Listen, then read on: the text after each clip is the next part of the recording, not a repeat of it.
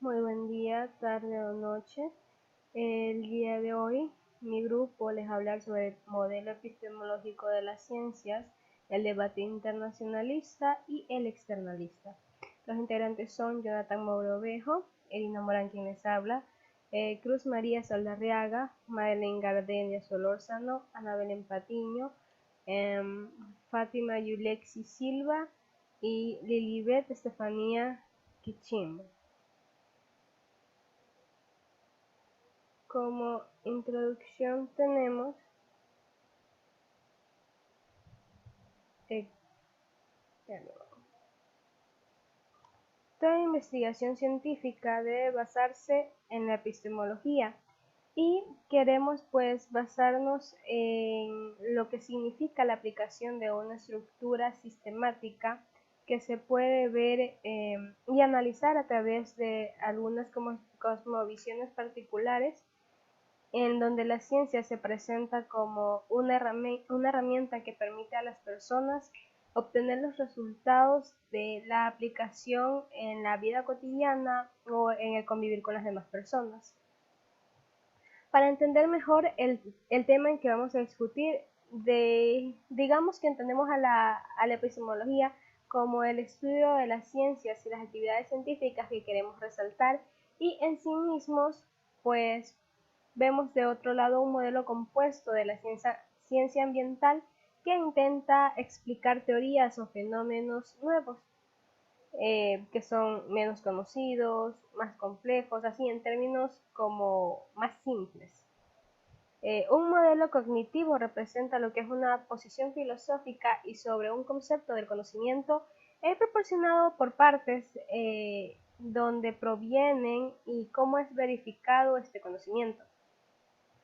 Los términos externalismo e internalismo no pueden reducirse a lo que es solamente un tema, porque pues aparecen en diversos debates epistemológicos.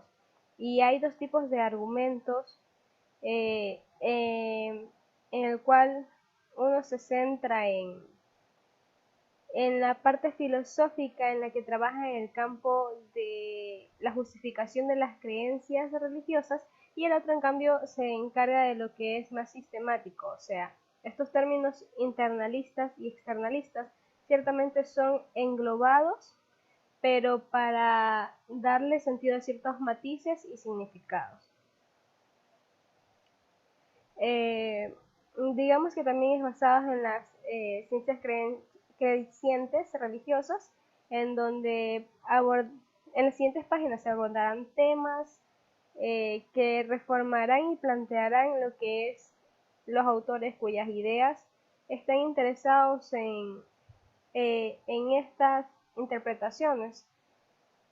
Buenas tardes. Les voy a hablar sobre la explicación de las ciencias sociales, leyes dialécticas y causas. Comenzaré con la búsqueda de las leyes invariantes de Comte. Comte nació en el año 1798 y falleció en el año 1857. Recordemos que él fue un filósofo y escritor que formuló la doctrina del positivismo. Él siempre quiso reorganizar el orden social mediante la educación y saberes adquiridos en el desarrollo de un individuo. Pero para realizar todo esto, él quería que las actividades sean de manera pacífica para todo individuo. Sus creencias estaban basadas en sustentos sobre conocimientos incontrovertibles. Para él el conocimiento se basaba en la observación, la experimentación y la comparación. Sin duda, él tuvo más énfasis en la comparación de objetos similares con significados también similares. Pero para esto, él analizó tres fases que eran sobre la teológica, metafísica y científica. Cuando él hablaba sobre la fase teológica, se refería a los fenómenos naturales que eran atribuidos a seres sobrenaturales. Luego estaba la fase metafísica, que planteaba interrogantes después de plantearse ideas y responder preguntas como el porqué de las cosas.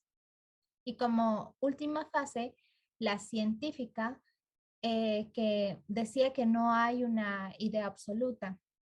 El conocimiento estaba basado solamente en la observación y experiencia o experimentación que buscaba leyes aplicadas a fenómenos.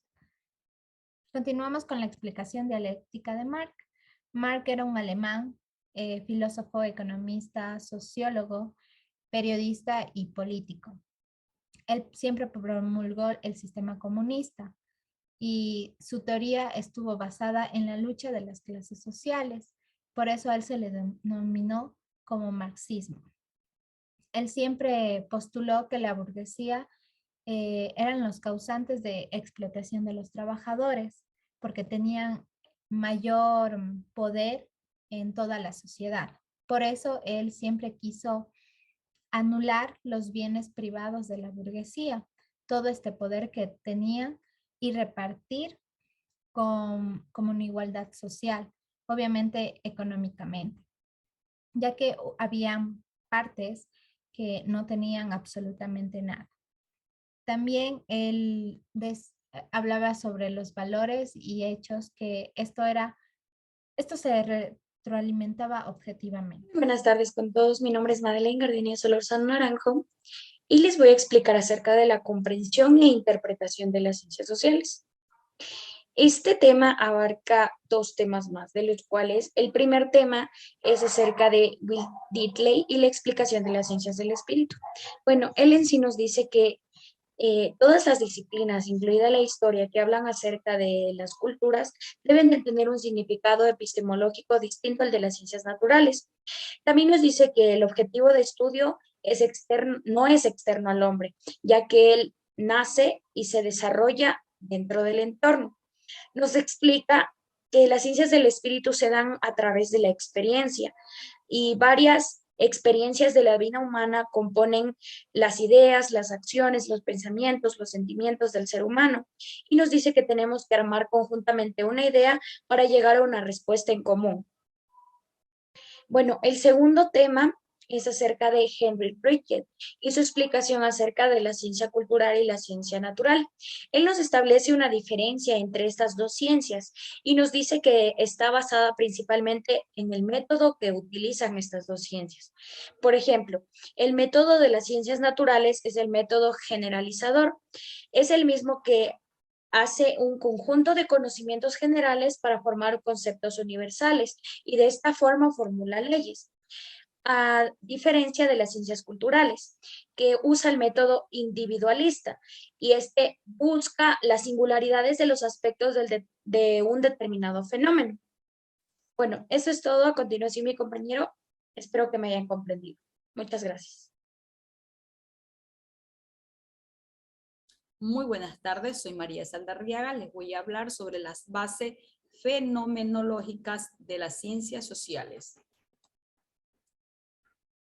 El mundo de la vida de Schuss y la filosofía de las ciencias humanas de Goldman. Alfred Schuss en 1899 y 1959, estudiante de Derecho y Ciencias Sociales, trabajó en la obra del sociólogo alemán Max Weber y en la teoría de Husserl sobre la filosofía con los conocimientos y el intelecto que poseía. Estudió la teoría social, lo cual lo llevó a publicar su obra maestra, La fenomenología del mundo social, en 1932. Posteriormente, en 1939, Schuss emigró a Nueva York y encaminó sus investigaciones hacia los problemas de las ciencias sociales. Confiaba en la certeza de su teoría para interpretar la realidad social, aunque cuando las publicó no convenció a los científicos de la época. Por lo tanto, Alfred Schuss se le considera el fundador de la sociología y fenomenología. En su estudio de la acción social, los principales conceptos desarrollados por Schuss son la realidad social y el mundo de la vida y la situación biográfica. el lenguaje de la acción de Wings y la doble hermenéutica de Index.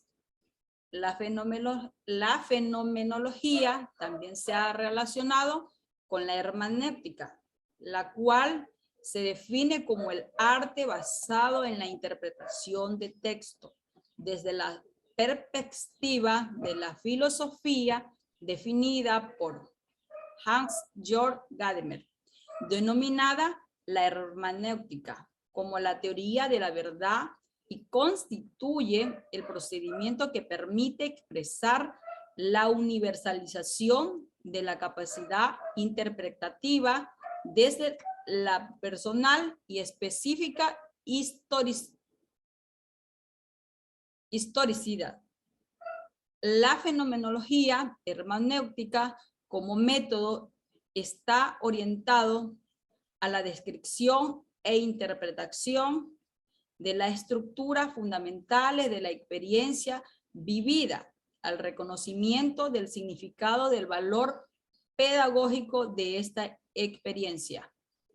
Hans Gadamer en 2002 es considerado el padre de la hermenéutica filosófica contemporánea. Sin embargo, hay otro representante como Peter Wing en 1926 y 1997, filósofo británico, representante de que la filosofía analítica enlazada la tradición hermenéutica y el programa de la neutralización de las ciencias sociales. Muchas gracias. Buenas tardes, les voy a hablar acerca sobre la explicación por causas de Durkheim. Émile Durkheim nació en Francia el 15 de abril de 1858. En 1895 creó el primer departamento de sociología en la Universidad de Burdeos. En 1896 creó la primera revista dedicada a la sociología.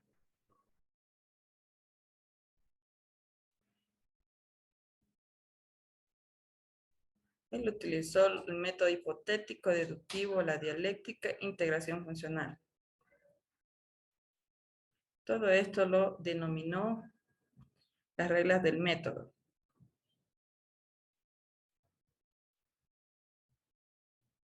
Él distinguía dos tipos de hechos sociales, los materiales claramente externos y coercitivos, que son la división del trabajo, la densidad dinámica y el derecho, y lo inmaterial, las normas y valores de la cultura social.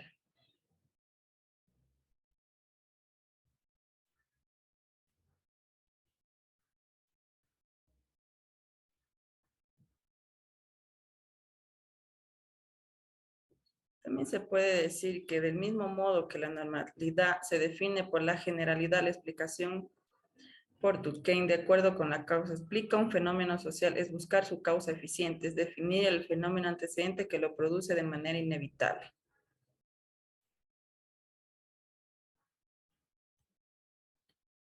Estas son lo que son las causas, la explicación por causas de Durkheim. Gracias. Vamos a encontrar la interpretación de la acción social de Blomer. Como sabemos, el término como una interpretación simbólica fue creada por Herbert Blomer en 1937. Y podemos decir que para Herbert Blomer y para otros sociólogos norteamericanos, la sociología debía estudiar las interpretaciones que los actores actúan en una cierta situación, que le dan a estas sus propias conductas y las conductas de otros. Los objetos materiales, o sea, las personas y los eventos, no poseen un significado en sí mismos, sino que el significado de este era conferido por otras personas. La búsqueda de las interpretaciones se logra con la captación de la parte del investigador, en los significados en los que los actores les dan a las situaciones que están viviendo. A través de las investigaciones, los individuos constituyen significados en el proceso constante, que es la definición de la situación en la cual ellos están viviendo.